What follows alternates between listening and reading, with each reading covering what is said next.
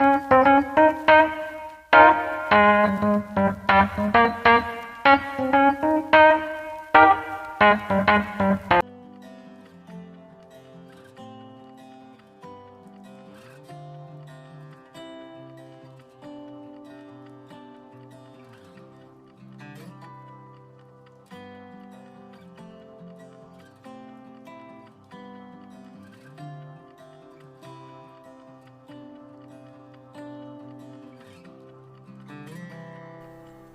Friends, আমার channel Arpita's কর্নারে তোমাদের সবাইকে স্বাগত জানাই। আমি অর্পিতা আজ চলে এসেছি আবার একটা নতুন রেসিপি নিয়ে। তার আগে সবাইকে জানাবো ভ্যালেন্টাইন্সের অনেক অনেক প্রীতি, শুভেচ্ছা ও আন্তরিক অভিনন্দন। এই দিনটা সবার খুব ভালো কাটুক। সামনে আসছে সরস্বতী পুজো, বাঙালির ভ্যালেন্টাইন। সেই উপলক্ষে আজ আমি তোমাদের সাথে শেয়ার করতে চলে এসেছি একটা ভেজ ফ্রাইড রাইস রেসিপিটা। এটা তোমরা কাশ্মীরি আলু দমের সঙ্গে ট্রাই করতে পারো। যদি সে রান্নাটা মিস করে থাকো তাহলে আই বাটনটা ক্লিক করো। তোমরা চাইলে ভুনা কিছু রেসিপিটাও ট্রাই করতে পারো, সেটাও আমি আই বাটনে দিয়ে দিচ্ছি, তোমরা একটু দেখে নিও। রান্নাটা তোমরা শেষ পর্যন্ত দেখতে থাকো। রান্নাটা দেখার পর যেটা করতে হবে তাতে তোমরা জানো, লাইক করতে হবে, কমেন্ট করতে হবে, বন্ধুদের সাথে শেয়ার করতে হবে। আর এখনো যারা আমার চ্যানেলটা সাবস্ক্রাইব করনি তারা করছো কি, এখন চ্যানেলটা সাবস্ক্রাইব করে ফেলো, কেননা পরবর্তীতে আমি আরো নতুন নতুন রেসিপি নিয়ে তোমাদের কাছে চলে আসবো। আর রান্নাটাতে আমি যে যে উপকরণ যতটা পরিমাণ ব্যবহার করেছি তার সমস্তটাই আমি ডিসক্রিপশন বক্সে উল্লেখ করে দিচ্ছি, তোমরা একটু দেখে নিও। তাহলে আমার কথা বাড়াচ্ছি না, সবাইকে আরো একবার সরস্বতী পুজোর আগাম শুভেচ্ছা জানিয়ে আমি আমার রান্নাটা স্টার্ট করছি। ভেজ ফ্রাইড রাইস বানানোর জন্য এখানে আমি নিয়েছি 300 গ্রাম বাসমতি চাল। এটা আমি ভালো করে ধুয়ে 1 ঘন্টা জলে ভিজিয়ে রেখেছি। লাগছে গাজর কুচি, ক্যাপসিকাম কুচি, বিনস কুচি, মটরশুঁটি, লাগছে গোটা গরম মশলা, এখানে লাগছে এলাচ, লবঙ্গ, দারচিনি,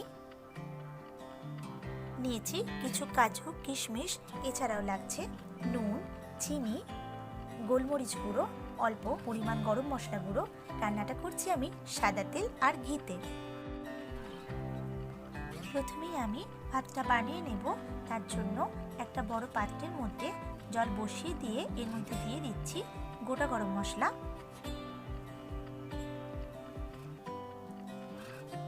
আর অল্প পরিমাণ সাদা তেল।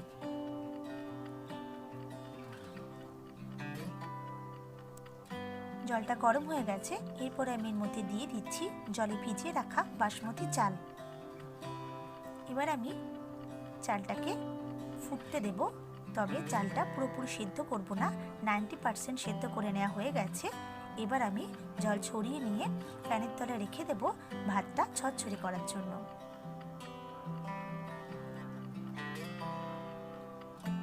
চলে আসছি পরের স্টেপে। একটা কড়া বসিয়ে দিয়েছি, এর মধ্যে দিয়ে দিচ্ছি পরিমাণ মতো সাদা তেল। তেলটা গরম হয়ে গেছে, এরপর আমি এর মধ্যে একে একে সবজিগুলো দিয়ে ভেজে নেব। প্রথমেই আমি এর মধ্যে দিয়ে দিচ্ছি বিনস কুচি। আমার বিনসটা মোটামুটি ভাজা হয়ে গেছে, এবার আমি বিনসটা তুলে নেব।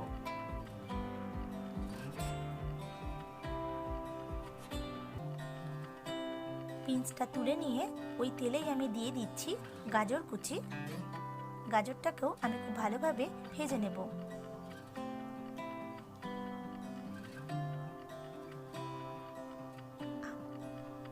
আমার গাজরটা ভাজা হয়ে গেছে, এবার আমি এটা তুলে নিচ্ছি। ওই তেলের মধ্যেই আমি দিয়ে দিচ্ছি ক্যাপসিকাম কুচি। ক্যাপসিকামটাও খুব ভালোভাবে আমি ভেজে তুলে নিচ্ছি।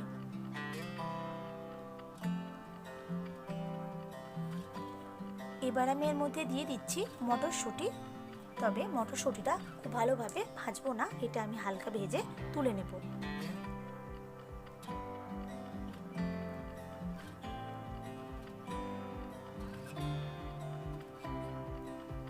আমার মটরশুঁটিটা হালকা ভেজে নেওয়া হয়ে গেছে, এবার আমি এটা পাত্রে তুলে নিচ্ছি। ওই তেলের মধ্যেই আমি এবার কাজুটা ভেজে নিচ্ছি। আমি কয়েকটা কাজু ছোট টুকরো করে ভেঙে রেখেছিলাম, সেটাই আমি এখানে ভেজে নিচ্ছি।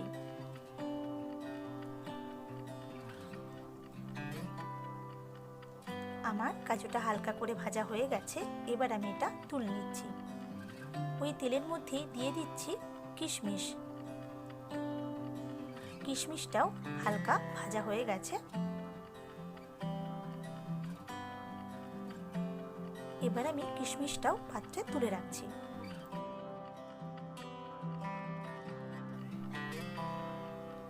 চলে আসছি পরের স্টেপে। আমি সব সবজিগুলো যে পাত্রে তুলে নিয়েছিলাম সেই পাত্রের মধ্যেই দিয়ে দিচ্ছি পরিমাণ মতো গুঁড়ো চিনি আর পরিমাণ মতো লবণ। চিনিটা আমি মিক্সিতে গুঁড়ো করে নিয়েছিলাম, সেটাই আমি এর মধ্যে দিয়ে চামচের সাহায্যে খুব ভালোভাবে মিশিয়ে নিচ্ছি। নুন আর চিনিটা ভাজা সবজির সাথে ভালোভাবে মিশিয়ে নেওয়া হয়ে গেছে। এবার আমি চলে যাচ্ছি পরের স্টেপে।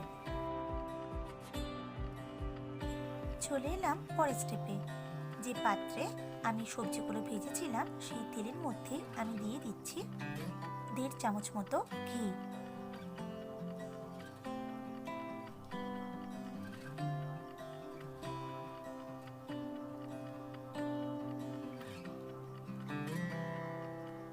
ঘিটা গরম হয়ে গেলে এর মধ্যে আমি দিয়ে দেব গোটা গরম মশলা। গরম মশলা থেকে সুন্দর গন্ধ বেরোলে এর মধ্যে আমি দিয়ে দেব রাইস। তবে রাইসটা আমি একসাথে দেব না, অল্প অল্প পরিমাণ রাইস দেব, আর যে সবজিটা ভেজে রেখেছিলাম সেটা অল্প পরিমাণ দেব। একবার রাইস একবার সবজি এভাবে আমি দিয়ে খুব হালকা হাতে এটা স্প্যাচুলার সাহায্যে মিশিয়ে নিচ্ছি।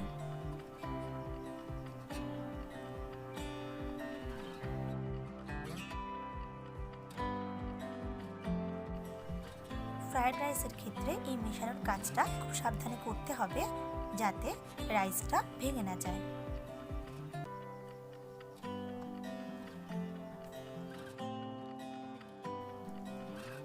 এরপর আমি এর মধ্যে দিয়ে দিচ্ছি গোলমরিচ গুঁড়ো আর খুব অল্প পরিমাণ গরম মশলা গুঁড়ো, আর দিয়ে দিচ্ছি স্বাদ মতো লবণ আর গুঁড়ো চিনি। আবারও এটা স্প্যাচুলার সাহায্যে খুব সাবধানে এটা মিশিয়ে নেব যাতে রাইসটা ভেঙে না যায়।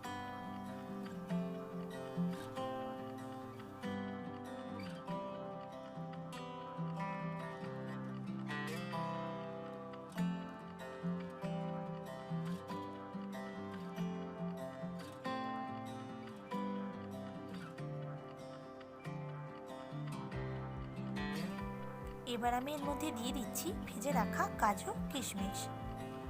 এটাকেও আমি খুব ভালোভাবে মিশিয়ে নিচ্ছি।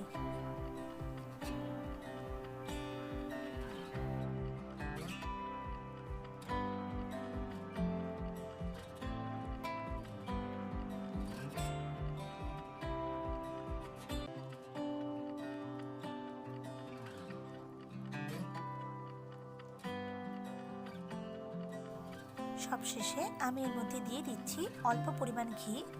ঘিটা আমি রাইসের সাথে খুব ভালোভাবে মিশিয়ে নিচ্ছি।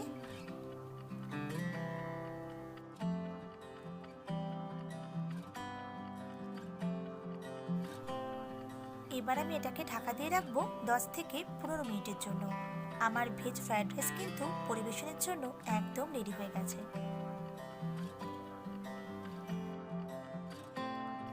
আজ আমি তোমাদের সাথে শেয়ার করলাম সরস্বতী পুজো special veg fried rice recipe. এটা আমি আলুর দমের সাথে সার্ভ করেছি। তোমরা চাইলে নিরামিষ যে কোনো আইটেমের সাথে এটা ট্রাই করতে পারো। আজকের মতো তাহলে এখানেই শেষ করছি। ফিরে আসছি পরের রবিবার ঠিক সকাল 9টায় আরও একটা স্পেশাল রেসিপির সাথে। ততক্ষণে সকলে সুস্থ থেকো, ভালো থেকো আর দেখতে থাকো অর্পিতাস কর্নার।